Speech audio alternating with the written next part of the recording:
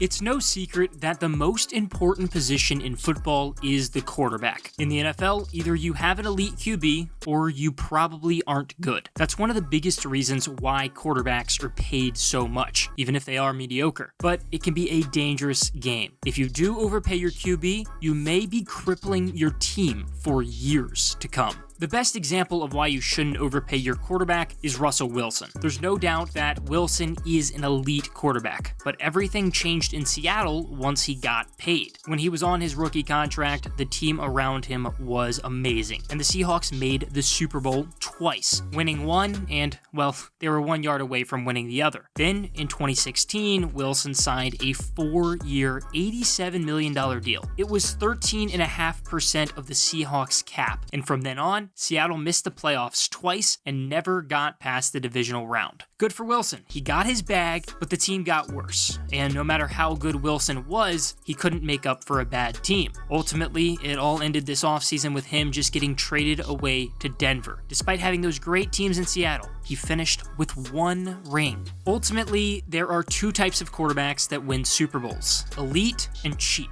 In my mind, an elite quarterback is a QB that can drag an average roster to the Super Bowl. How many of those are in the NFL right now? Not many. Drew Brees and Aaron Rodgers are undoubtedly 2 of the best quarterbacks in the past 2 decades. Well, barring the last few seasons of Rodgers' career, they both will retire with only 1 Super Bowl victory each. And they came with somewhat reasonable contracts, at least compared to Wilson's. When Rodgers won a ring in 2010, he only accounted for about 6% of the Packers' cap. And when Brees won his ring in 2009, he accounted for 8.7% of the cap. For the most part, you win a ring with a rookie quarterback before they get their payday. Joe Flacco, Russell Wilson, and Patrick Mahomes, who we'll get back to, all won a Super Bowl on their rookie deals. There are obviously players that are going to be outliers, specifically like Tom Brady and Peyton Manning, who are quite literally the greatest quarterbacks in NFL history, and even Manning only managed to win 2 Super Bowls. I think that's one of the things that did allow Brady to win 7 Super Bowls, maybe more in his career, was his willingness to take less money. Of course, I'm an advocate of players going and getting a huge payday, like they deserve, but taking less money is ultimately going to equate to a lot more success on the field because the players around you, well, they're going to be better. Now, yes, Brady was in a much different circumstance. I mean, he isn't even the breadwinner of his family. Still, Brady was probably one of those guys that you could pay a bunch of money to and still potentially win a ring, and he has. Most people see Tom Brady and think that he's somebody that's taken these huge pay cuts his entire career, but the reality is the highest percent of cap a Super Bowl winning quarterback ever has accounted for was 12.2%. Of course, that was Tom Brady in 2020 when the Buccaneers won it all. When you overpay a quarterback, you end up crippling your team, and you have to get rid of some elite players just to pay them, and we've seen a lot of that just this offseason. Patrick Mahomes got off to a fast start in the NFL, and there's no doubt that he is one of the best players in the league. But once you turn around and give Mahomes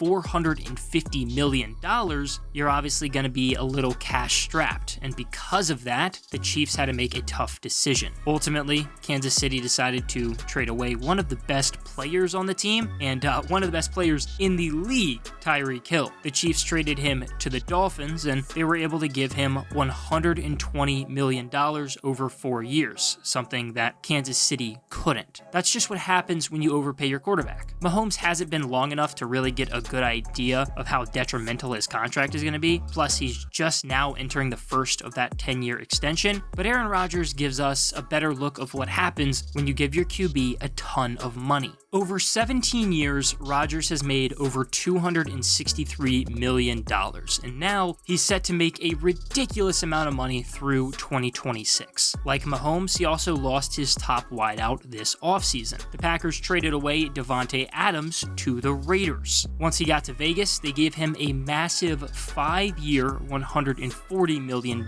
deal. Now, this was a bit of a different situation than Tyreek Hill, and I don't think some people actually realize that. Green Bay said that they would match the contract that the Raiders offered, but Adams wanted to leave, probably to join Derek Carr, his old college teammate. So Adams getting traded was more of a want, not as much of a money issue. But the lack of money, because of Rodgers' contract, has been apparent for years. The Packers haven't been able to surround him with elite wideouts and bring in a big-time free agent. And a lot of people have said that Green Bay hasn't done enough to put Rodgers in the position to succeed. But the reality is, all the money is going to him. So is a team best off trying to get a stable rookie quarterback and just building the rest of the roster?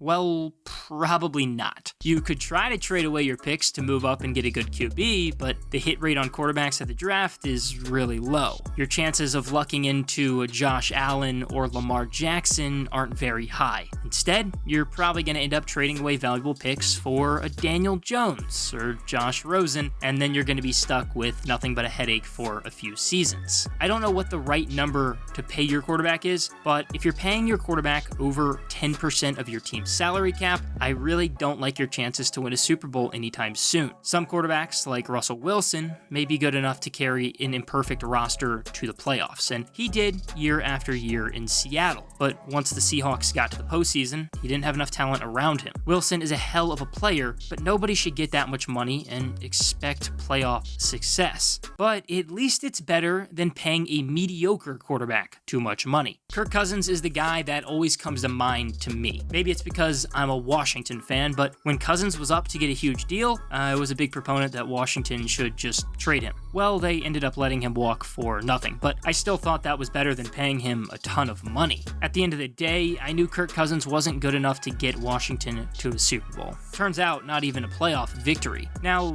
things haven't gone well in Washington, and now a mediocre quarterback, Carson Wentz, is there, but the Vikings undeniably made a mistake. They gave a mediocre QB $185 million over 6 years. That's a ton of money for, that's right, one wildcard win. The year before the Vikings signed Kirk Cousins, Case Keenum was the starting quarterback. You aren't going to find a lot of people to argue that Keenum was some sort of elite QB or better than Cousins, because he wasn't. But when he was in Minnesota, the Vikings went 13-3 and made it all the way to the NFC Championship. Keenum was only accounting for about 1% of the Vikings cap, so there was a lot more money to be spread out for better players. But once Cousins got there, he was accounting for about 14% of the team cap, and he certainly isn't good enough to drag a mediocre team. Plus, Minnesota decided to make sacrifices on the offensive line financially, and it's only hurt Cousins. So yeah, you should be very careful paying your elite quarterback a ton of money. But if you really want to cripple your franchise, why don't you try paying a mediocre QB a shitload of money? As you can tell, there is a direct correlation between overpaying a quarterback and having playoff success. It's a dangerous decision, and if you make the wrong one, your franchise could be screwed for years.